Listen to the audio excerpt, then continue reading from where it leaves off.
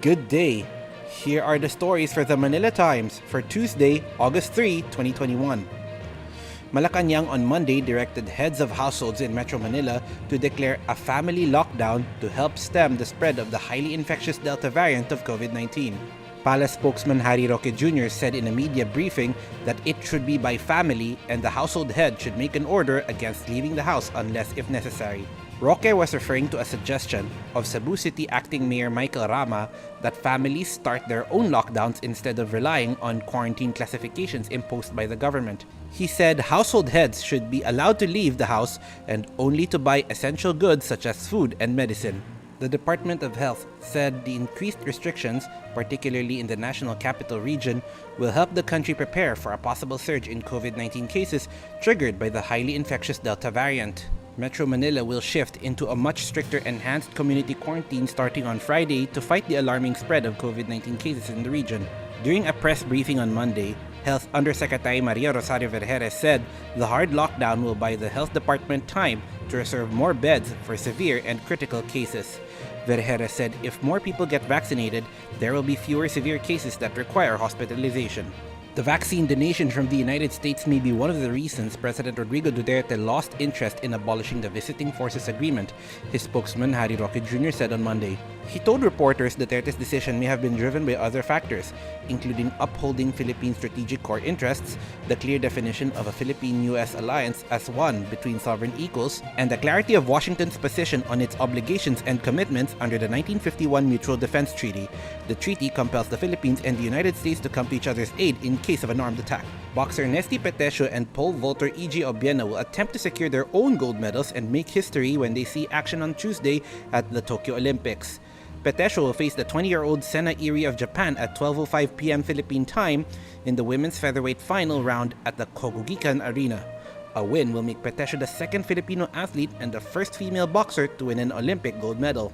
Meanwhile, Obiena, a 2019 Southeast Asian Games gold medalist, will also fight for gold in the men's pole vault final at 6:20 p.m. at the Olympic Stadium. The 25-year-old Obiena, who spent the last 16 months training and competing in Europe, qualified for the final round as he cleared the 5.75-meter bar on his third attempt in the qualification phase on Saturday. Presidential Advisor for Entrepreneurship Jose Maria Joy Concepcion III said the success of the lockdown will depend on the coordination of the government, local chief executives, and the private sector. He added the reimposition of enhanced community quarantine in Metro Manila will allow the country's healthcare system to efficiently recalibrate its measures against COVID-19, particularly the Delta variant. Senate President Vicente Soto III and Senator Panfilo Lacson rescheduled the August 4 launch of their candidacy in the 2022 national elections because of the impending lockdowns in Metro Manila. Lacson and Soto were scheduled to formally declare on Wednesday their intention to run for president and vice president respectively in next year's national polls. Soto said the concern about the spread of the highly infectious Delta variant of COVID-19 and the ghost month were also part of their decision to reschedule the event. Topping business, the Philippine Manufacturing Purchasing Managers Index slightly fell in July as output and new orders marginally declined, results of the latest IHS Markit survey showed. In a report on Monday, IHS Markit said the PMI during the month went down to 50.4 from 50.8 in June. The PMI takes into account new orders, output, employment, suppliers' delivery time, and stocks. Readings above 50 signal an expansion, below that a contraction. Back to the Olympics, Filipino pugilist Carlo Paalam shoots for an Olympic medal when he faces Shakobidin Zoirov on Uzbekistan in the men's flyweight quarterfinals on Tuesday at the KUWTT Arena. The bout is set at 10:15 a.m. A win by Paalam will catapult him to the semifinals where a bronze medal as well as a base 7 million peso incentive from the Philippine government and private sectors is assured. A win by the 23-year-old Paalam will catapult him to the semifinals where a bronze medal as well as a base 7 million peso incentive from the Philippine government and private sectors is assured.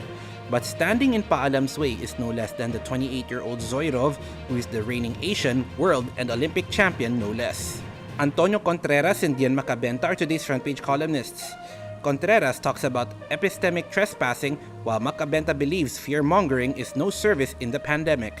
Today's editorial agrees with the decision of the government and private researchers that drastic action is needed to contain the spread of the Delta variant of COVID-19. Read a full version on the paper's opinion section or listen to the Voice of the Times.